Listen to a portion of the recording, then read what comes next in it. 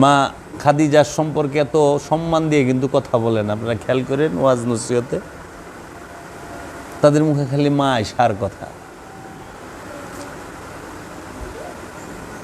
কেন জানেন? পাক পাঞ্জাতনকে ঢাকার লেগা। কারণ পাক পাঞ্জাতন আইসে মা খাদিজার ঘরের থেকে। পাক পাঞ্জাতনের 4 জন সদস্যই মা খাদিজার ঘরে, 3 জন সদস্য ডাইরেক্ট মা খাদিজার গর্বের ঘরে। কারণ মা ফাতেমা হইল মা খাদিজার গর্বের একমাত্র রসুলের কন্যা, ব্লাডের।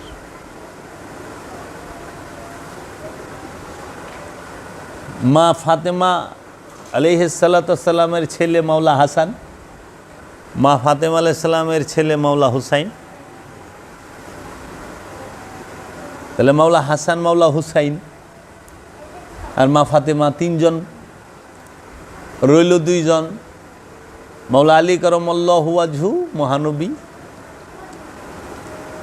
5 জন। এই 5 জনের মধ্যে মাওলা আলী কারামাল্লাহু ওয়াজহু তিনি মহানবীর আপনচাস্ত ভাই রক্ত। আবার তিনি মহানবীর দর্শনের দিকে, হিকমতের দিকে মহানবী নফস মাওলা আলী, মহানবীর ভাই মাওলা আলী, মহানবীর মুরিদ মাওলা আলী, মহানবীর খলিফা মাওলা আলী, মহানবীর একমাত্র খলিফা মাওলা আলী, মহানবীর এলেমের একমাত্র দরজা মাওলা আলী, মহানবীর এলেমের শহরের একমাত্র দরজা মাওলা আলী। মাওলা আলী মহানবীর মেয়ের জামাই। সব দিকে তার সম্পর্ক, নূরের দিকে, রক্তের দিকে, হিকমতের দিকে, কিতাবের দিকে, কোরআনের দিকে, সর্বপ্রথম যিনি সর্বশ্রেষ্ঠ কোরআনে হাফেজ, যিনি কোরআনকে নিজের হৃদয়ে ধারণ করছেন, তিনি তো মাওলা আলী। মাওলা আলীর থেকে উপরে কোনো হাফেজ আছেই না। কেমনে নাই? কারণ মহানবী নবুয়ত প্রকাশের পরে যায়া মুরিদ করছে, তাও বেশ সময় গেছে। আর মহানবীর কাছে যেই দিন ওহী আসলো সেই দিন মাওলা আলী সামনে সর্বপ্রথম মাওলা আলী বিশ্বাস করছে। হেরা পর্বতে মাওলা আলী মহানবীর সাথে। মহানবী হইল রসুলের নবুয়তের সাক্ষী, রসুলের রেসালাতের সাক্ষী, রসুলের বেলায়েতের সাক্ষী। মহানবীর মুহাম্মদ সাল্লাল্লাহু আলাইহি ওয়াসাল্লামের নবুয়তের, রেসালাতের, বেলায়েতের, আবদিয়াতের সাক্ষী হলো মাওলা আলী কারামাল্লাহু ওয়াজহু সর্বপ্রথম। এবং সাইয়েদনা মা খাদিজাতুল কুবরা আলাইহিস সালাতু ওয়াস সালাম তিনি। তারপর হইল অন্য সবাই। মাওলা আলী মহানবী সাথে ছায়ার মতো। তাহলে আমরা জানি পাক পাঞ্জাতন 5 জন লইয়া, পাক পাঞ্জাতন 5 জন না 6 জন লইয়া, এটা অনেকেই জানে না। 6 জন নিয়ে পাক পাঞ্জাতন, 1টি চাঁদ, 6টি 5টি তারা। কই থেকে? মহানবী চাঁদ, ওই যে দেখবেন যে নিশান দেখা যায় অনেক দরবারে, দেখেন না ফ্ল্যাগ দেখা যায় চাঁদের সাথে তারা তারা। এটা হলো পাক পাঞ্জাতনের প্রকাশ ঘটাইছে। মহানবীকে ওইখানে দেখানো হয়েছে চাঁদ। তারপরে মাওলা আলী, মা ফাতেমা, মাওলা হাসান, মাওলা হুসাইন, মহানবী এবং মহানবীর আওলাদেরা। আর উম্মতের থেকে নিরাশ করে নাই উম্মতরে, মুরিদদের থেকে 1 জন ঢুকে গেছে পাক পাঞ্জাতনে, সাহাবীদের থেকে 1 জন ঢুকে গেছে পাক পাঞ্জাতনে। তিনি হলেন হযরত সালমান ফারসি, দয়াল হযরত সালমান ফারসি রাদিয়াল্লাহু তাআলা আনহু। তিনি পাক পাঞ্জাতনে ঢুকলেন মুরিদ থেকে, প্রেমিক থেকে, উম্মত থেকে। আল্লাহর হাবিবের সবচেয়ে বয়স্ক মুরিদ ছিল হযরত সালমান ফারসি। ঐতিহাসিকগণ বলে যে উনি মুরিদ হয়েছে 150 বছর বয়সে আয়া, এরকম বলে। অনেক মতামত আছে। ইনি এমনই এক আসে যেই জমানায় কোনো ঠাই ঠিকানা, ফেসবুক, হোয়াটসঅ্যাপ, মোবাইল, চিঠি এই ছিল না। সেই জমানায় তিনি ইরান থেকে গান শুনতে শুনতে হাঁটতে হাঁটতে আল্লাহর রসুলের কাছে মদিনায় আইসা উপস্থিত। কি এমন কর্ম করছিল হযরত সালমান ফার্সি যে কর্মের কারণে তিনি পাক পাঞ্জাতনের ভেতরে ঢোকার সুযোগ পেলেন? কি এমন কর্ম ছিল তা? তিনি কি অনেক নামাজ পড়ছেন? হযরত আবু বকর সিদ্দিক ঢুকতে পারল না পাক পাঞ্জাতনে, হযরত ওমর রাদিয়াল্লাহু তাআলা আনহু ঢুকতে পারল না পাক পাঞ্জাতনে, জিন্নুরাইন হযরত উসমান ঢুকতে পারলেন না পাক পাঞ্জাতনে, হযরত জিন্নুরাইন উসমান রাদিয়াল্লাহু তাআলা আনহু ঢুকতে পারলেন না পাক পাঞ্জাতনের ভিতরে। আব্দুর রহমান ইবনে আউফ, আবু যর গিফারি, হযরত জাবের রাদিয়াল্লাহু তাআলা আনহু, এরকম অনেক সাহাবায়ে কেরাম আছেন, তারা ঢুকতে পারলেন না। এমনকি আবু হুরায়রা তিনিও ঢুকতে পারলেন না। তো সাহাবীদের মধ্যে হযরত আবু বকর সিদ্দিক রাদিয়াল্লাহু তাআলা আনহু থেকে বেশি নামাজ তো অন্য কোনো সাহাবী পড়েন নাই, বেশি রোজা করার সুযোগ ছিল না। তাহলে কি কারণে এই যে ইবাদত, এটা কইরা সালমান ফার্সি বাবায় পাক পাঞ্জাতনে ঢুকে নাই, এবাদতের সাথেই আরেকটা জিনিস কইরা ঢুকছে। সে এবাদত তো করছেই, কিন্তু আরেকটা আছে, সেটাকে বলা হয় ইশক, জুনুন, মুহাব্বত, উলফাত। হযরত সালমান ফার্সি রাদিয়াল্লাহু তাআলা আনহুর দাড়ি মুবারক অনেক লম্বা ছিল, মুজ দাড়ি লম্বা ছিল। এই যে আমরা যেরকম মজ্জবি হালে দেখি, মালাং হালে দেখি অনেককে, ওনার এই লম্বা দাড়ি মুবারক দিয়ে একদিন এই বৃদ্ধ হযরত সালমান ফার্সি রাদিয়াল্লাহু তাআলা আনহু মহানবীর কন্যা সাইয়েদনা মা ফাতেমাতুজ জাহরা আলাইহিস সালাতু ওয়াস সালামের ঘরের উঠান ঝাড়ু দিছিল নিজের দাড়ি দিয়া। বুঝছেন? আল্লাহর হাবিব তাকায়া দেখছে।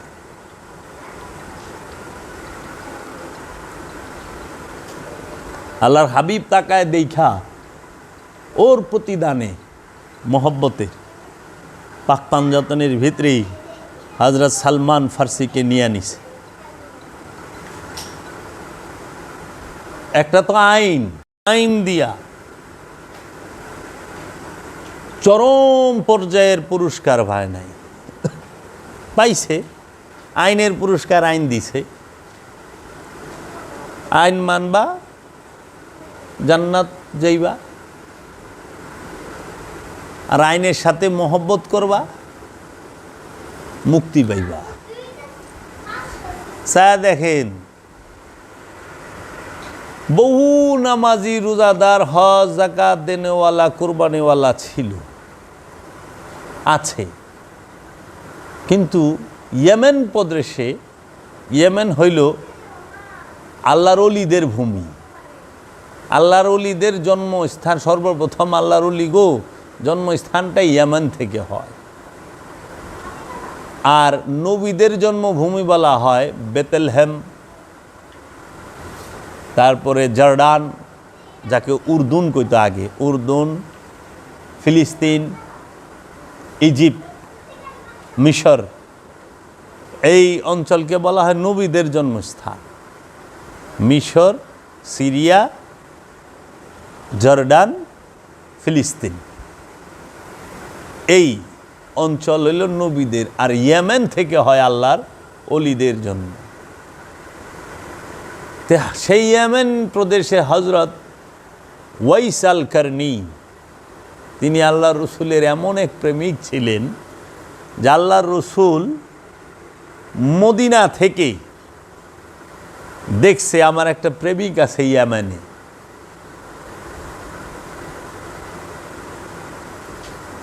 কত নামাজি, কত রোজাদার, কত হাজি, কত জাকাত দেনেওয়ালা, যত কুরবানিওয়ালা আছে, কিন্তু সবার কপালে আল্লাহর হাবিবের জুব্বা মুবারকটা নসিব হইল না।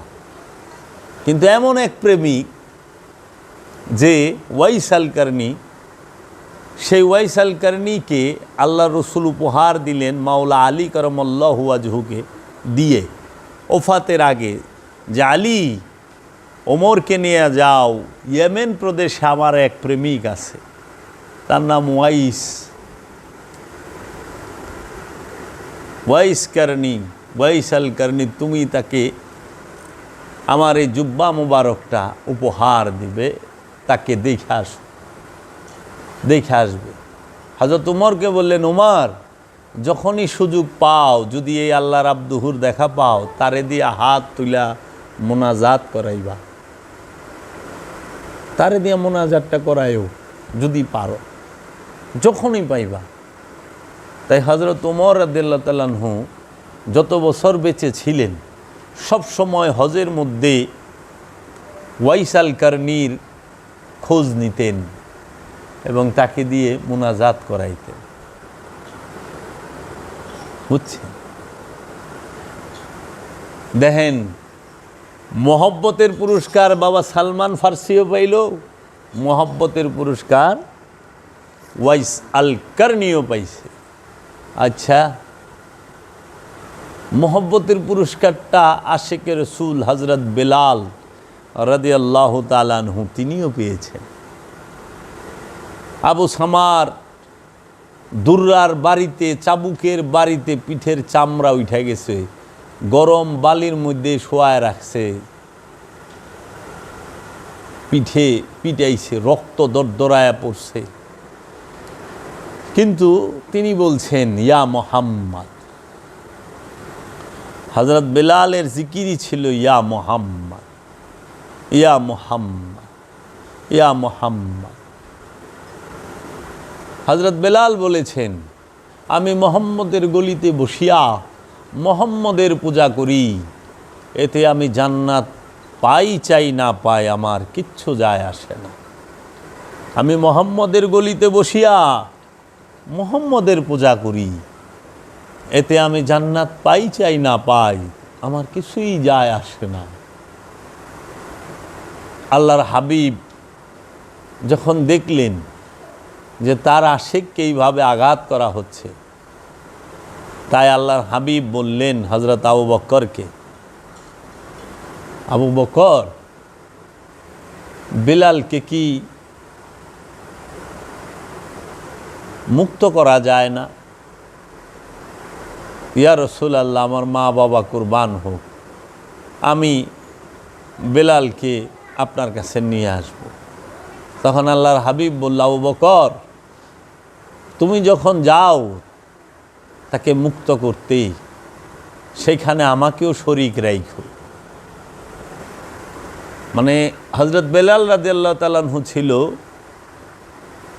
আবু সামার কেনা, বাজার থেকে কিনা কৃতদাস, যেটা আমরা বাজার থেকে গরু কিনা আনি না, মহিষ কিনা আনি, আইনা বান্ধি, ওইটার আমরা মন ইচ্ছা মতো হাল চাষ করি, চাই আমরা তার শরীরে গুস্ত বানাই, যেটাই করি তো কিসের জন্য? লাভের জন্য। ঠিক আবু সামা এরকম এই আফ্রিকার আবু সিনিয়ার, এই আফ্রিকার যে নিগ্রো কালো মানুষ, তাদেরকে থেকে একদম পিট্টা পাট্টা একজন জোয়ান তাগড়া দেখা হযরত বেলাল রাঁধছে, কিন্তু তিনি থাকে আবু সামার কাছে, তার দেহ মন দিয়ে দিছে মহানবীরে, মহানবীরে তার ভালো লাগছে, মহানবীর প্রতি তার প্রেম, সে কেন জানি মহানবীরে খুব ভালোবাসে। তিনি কিন্তু মহানবীর কাছে যায় সে মুড়ি দেওয়ায় নাই, কিন্তু আশে কয়ে বই রয়েছে হৃদয়ে ভিতরে ভিতরে, আর ধরে মুড়ি দেওয়ায় নাই, তখনও যায় মুখে, কিন্তু আশে কয়ে বই রয়েছে যে ডাকে ইয়া মুহাম্মদ, ইয়া মুহাম্মদ, ইয়া মুহাম্মদ। তো আবু সামা কয়, দাস আমার জিকির করে আরেকজনের, ওইব তুই তো কৃত দাস আমার, আমার কিনা গোলাম, তো তুই জিকির করবি আমার, তুই কার জিকির করস? মুখে কানের ঘুরে যায় ইয়া মোহাম্মদ, ইয়া মোহাম্মদ করতে আছে। ওই যে মানুষ নজর রাখে না যে কী করে না করে দেখি একটু, তো নজর রেখে দেখে যে হ্যাঁ মহানবীর নাম জপে। পরে হযরত আবু বকর সিদ্দিক যখন আসলেন, যাবো সামা তুই ওরে বেচা দে আমার কাছে, কত চাস? হ্যাঁ কইছে কথা মতা শুনে না, এটা রাখুন না, বেচা দিন। পরে আবু বকর সিদ্দিক যে অর্থ দিছে সেখানে আল্লাহর রসুলও অর্থ দিছে, যে আমাকেও যে বলছে আমাকে শরীক রাখো। বেলাল, হযরত বেলাল মহানবীকে এত ভালোবাসতো যে হযরত বেলাল, আমার বাবা এক বলছে, বাবা জাহাঙ্গীরের জবান মুবারক থেকে আমি শুনছি যে হযরত বেলাল যখন আল্লাহর হাবিবের সামনে আসতো কিংবা ওইখানে ঢুকতো, আল্লাহর হাবিবের মুখের কথা বন্ধ হয়ে যেত, তিনি কথা বলতে পারতেন না, কেমন জানি করে, হ্যাঁ কথা বলতো। তখন আল্লাহর রসুল একদিন জিজ্ঞেস করলো সবার সামনে যে বেলাল, তোমারে আবু সামা এত পিটাইলো আমারে ভালোবাসার কারণে, আমারে মহব্বত করার কারণে তোমারে চাবুক দিয়ে পিটাইতে পিটাইতে পিঠের চামড়াটা উঠায় ফেলাইলো। তুমি তো একটা দিন আমারে পিঠটা দেখায় কইলা না, দয়াল রসুল গো, তোমারে ভালোবাসার লিগা আমার পিঠের চামড়াটা উঠায় ফেলাইছে মারতে মারতেই। আবু সামায় আপনি একটু দেখেন, জামাটা তো উঠায় দেখাইলা না। আশেকে রসুল হযরত বেলাল বলল, যে আল্লাহর হাবিব এক চোখের পলকেই তামাম জাহান সওয়ার করে, সেই আল্লাহর হাবিব কি হাফসি বেলালের পিঠটা দেখে না?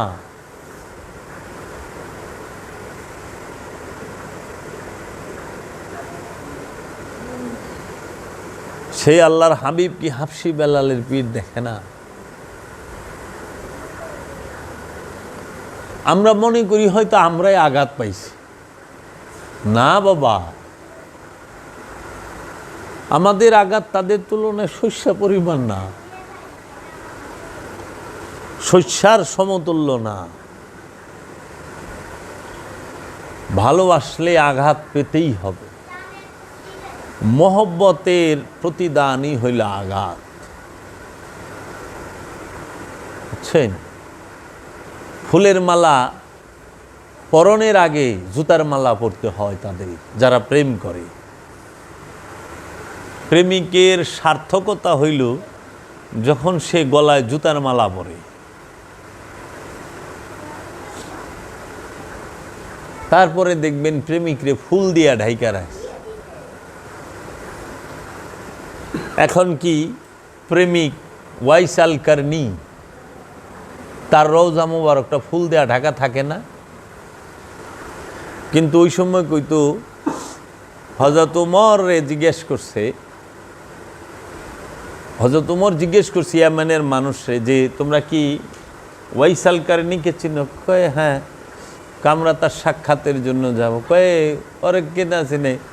আমরা যদি আসি ওয়াইস কারনি কান্দে, আর ওয়াইস কারনি আমরা যখন কান্দি ওয়াইস কারনি হাসে। এইরকম তো এর সাথে দেখা করার কি আছে?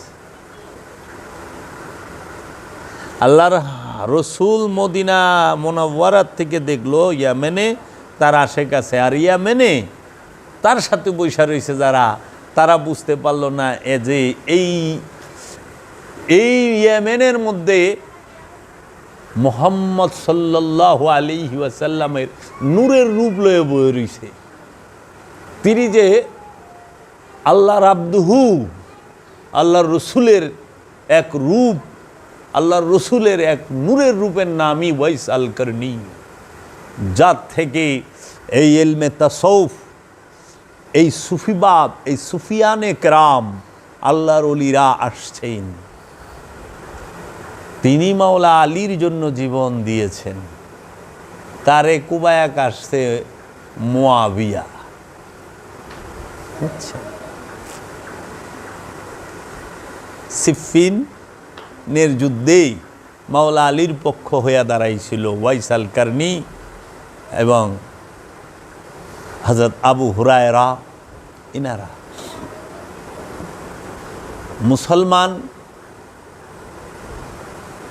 মুসলমান কাটছে। ওলি আল্লাহর দরবারে আগুন হিন্দু দিছে, খ্রিস্টানে দিছে, ইহুদি নাসারারা দিছে, নাস্তিকরা দিছে না, এই লেবাসদারি মৌলবাদী উগ্রবাদীরা দিছে। জগৎ কি ভুলে যাবে? আমরা কি ভুলে যাব? না, আমরা এই রূপ আগেও দেখেছি। বাংলাদেশে তো আল্লাহর ওলির মাজার ভাঙতেছে, আরবে তো আওলাদে রসুলের মাজার ভাঙছে। আওলাদের অলির থেকে আওলাদের রসুলও কত ঊর্ধ্বে না? তো এই মৌলবাদীরা তো আরবে আওলাদের রসুলের মাজার ভাঙে ফেলাইছে। যেই মা খাদিজা না দাঁড়াইলে ইসলাম দাঁড়াইতে পারত না। ইসলামের মধ্যে সবচেয়ে বেশি সম্পদ যে ব্যয় করেছে, ইসলামের মধ্যে সবচেয়ে বেশি সম্পদ যে ব্যয় করছে এবং সবচেয়ে বেশি যে পরিশ্রম করেছেন, জান দিয়া, মাল দিয়া, জীবন দিয়া, যার কুরবানি মতো কুরবানি সারা জগতের সব এক সাইড করলেও হবে না। মা খাদিজা নিজে পরিশ্রম করেছেন ইসলামকে প্রচারের জন্য, দিনকে ফেলাইবার জন্য। আল্লাহ রসুল যেখানেই বক্তব্য দিতেন, মা খাদিজা দাঁড়ায় থাকতো পাশে। কারণ মা খাদিজার সামনে কেউ আয়া কইব এই ক্ষমতা নাই, কারণ উনি জাজিরাতুল আরবের সেরা ধনী। আচ্ছা, মা খাদিজা সমস্ত সম্পদ আল্লাহ রসুলরে দিনের জন্য আল্লাহ রসুলের কদমে উৎসর্গ করলেন। মা খাদিজার আদরের দুলাল, নয়নের পুতুলি, নয়নের মণি সৈয়দনা মা ফাতেমা কেউ মা খাদিজা উৎসর্গ করে দিলেন আল্লাহর রসুলের দিনের জন্য। আল্লাহর রসুলের পরিবারে সর্বপ্রথম যিনি শাহাদাত হন, সেই শাহাদাত যিনি হন তিনি হচ্ছেন সৈয়দনা মা ফাতেমাতুজ জহরা আলাইহিস সালাতু ওয়াস সালাম। মাত্র 22 থেকে 25 বছর সময় বলে, ইয়াং লেডি, মাত্র 3টি সন্তান হয়েছে। মাওলা আলী কারামাল্লাহু ওয়াজহু শহীদ হলেন মা ফাতেমার স্বামী এবং মা ফাতেমার ছেলে মা খাদিজার নাতি মাওলা হাসান, মা ফাতেমার ছেলে মা খাদিজার নাতি মাওলা হুসাইন, আবার মাওলা হুসাইনের ছেলে মাওলা হাসানের ছেলে ইমাম আলী আকবর, ইমাম আলী আসগর, ইমাম কাসিম। ইনারা সবাই মা খাদিজার পুতি, নাতির ঘরের পুতি। তো ইসলামের জন্য সবচেয়ে বড় কুরবানি কে করেছে? মা খাদিজা। ইসলামের জন্য সবচেয়ে বড় দান কে করেছে? মা খাদিজা। ইসলামের জন্য সবচেয়ে পরিশ্রম, কষ্ট, মেহনত কে করেছে? মা খাদিজা। সেই মা খাদিজার রওজা মোবারক ছিল সৌদি আরবের মধ্যে মক্কা নগরীতে জান্নাতুল মাওয়ায়। এই জান্নাতুল মাওয়ার মধ্যে আল্লাহর হাবিব রাহমাতাল্লিল আলামিন নিজে মা খাদিজার কবর মোবারকটা খুদেন। মাজারটা যে তৈরি হয়, কবর মোবারকটা মহানবী নিজ হাতে খুদে এবং মহানবী নিজে সর্বপ্রথম ওই মা খাদিজার কবর মোবারকের মধ্যে শন, লম্বা হইয়া কিছুক্ষণ শন, তারপরে নিজ হাতে নিজে ওই কবরের ভিতরে, আমি বুঝার লিগা বলতেছি, কবর শব্দটা উচ্চারণ করতেছি, নিজে রসুল নামছেন, নাইমা নিজে ধৈরা নামাইছে। আপনি কি চিন্তা করতে পারেন যে আল্লাহর রসুল, আল্লাহর হাবিব রাহমাতাল্লিল আলামিন যে স্থানটা নিজে খুঁজছেন, নিজে শুইছেন, নিজে নামাইছেন, সেই স্থানে বুলডোজার চালাইতে পারে কে? সেটা যদি সীমার না হয়, এজিদ না হয়, তাহলে কে চালাইতে পারে বলেন? সেটা যদি আবু জাহেল না হয়, আবুল আহাব না হয়, মারওয়ান না হয়, উবাইদুল্লাহ ইবনে জিয়াদ না হয়, তাহলে সে কে চালাইতে পারে? হাজরের আসওয়াতে আল্লাহর রসুলের ঠোঁট মোবারক লাগছে, তাই সবাই চুমানের লেগা পাগল। আর মা খাদিজার রওজা মুবারকে নিজে রসুল শুইছেন। মা খাদিজা আপাদ মস্তক আল্লাহর হাবিবের দেহ মুবারকের সাথে মিলিত, স্পর্শ সব দিকেই তো আদর, ভালোবাসা, প্রেম। এক বিছানায় শুইছে। জগতে কে আছে রাহমাতাল্লিল আলামিনের সাথে এক বিছানায় শুইছে? রাহমাতাল্লিল আলামিন রে কুমার রূপে পাইছে মা খাদিজা। সবাই বলে মহানবী প্রথম স্ত্রী কুমারী পাননি, নাউজুবিল্লাহ। আরে কি বুঝেন? কিন্তু আমরা যদি বলি আল্লাহর হাবিব রে যে কুমার পাইছেন তিনি তো মা খাদিজা, তাই না? মা খাদিজা এমন সৌভাগ্যবান, এমন ভাগ্যবান যে তিনি রাহমাতাল্লিল আলামিনের কুমার পাইছে। তাহলে সেই রাহমাতাল্লিল আলামিন এত ভালো যাকে বাসলো, যার হাতে 27টি বৎসর খানা খাইল, যার সাথে সংসারে আবদ্ধ রইল, যাহার সাথে সর্বপ্রথম যাহার হাত ধরে আল্লাহর হাবিব আবু কুবাইস নামক পাহাড়ে যাইয়া যাকে পাশে রাইকা দিনের দাওয়াত দিল, যে আল্লাহর হাবিব ওই হেরা পর্বতে দাইমি সলাত শিক্ষা দেবার জন্য আমাদেরকে যে পদ্ধতিটা দেখানোর জন্য 15 বছর 1 মাস 19 দিন সময় অসময়ে কাটাইলেন, সেই স্থানে খাবার তৈয়ার কইরা রাহমাতাল্লিল আলামিনের জন্য মা খাদিজা নিয়ে যাইত। সেই মা খাদিজা, সেই মা খাদিজার রওজা মোবারকটাকে বুলডোজার দেয়া ভাঙছে। তারা কি মুসলমান হইতে পারে?